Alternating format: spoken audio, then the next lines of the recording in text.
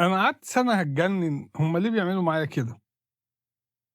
أنا أصلًا مواليد الساحل مش الساحل الشمالي، ساحل اللي هو الفرج، شبرا يعني. اتولدت وعِشت لحد ما وصلت أولى ثانوي. ووالدي قال لنا لازم نرجع البلد، بنى بيت، حَب يودي والدته قبل ما تموت، فشحننا كلنا على هناك.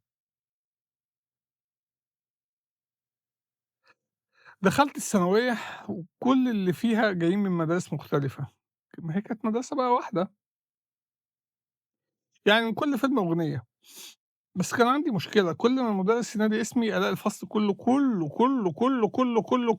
بيضحك، تخيل كل الناس بتضحك عليه، بقيت في نُص هدومي مش فاهم، باحاول أتأقلم على الحياة الجديدة وسط الناس الجديدة، فين وفين بقى لمّا بقينا أصحاب في تالتة كده، سألت صحابي: "هو أنتم كنتم بتضحكوا على إيه؟" اكتشفت حاجة عجيبة، قالوا لي: "أنت لمّا كنت بتُقف كنت بتقول أنا."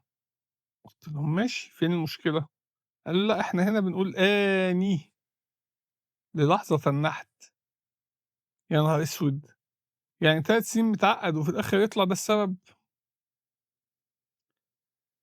بس الثانوية بقى كان فيها قصة عجيبة تانية، خلّيني أحكيها لكم بكرة بقى.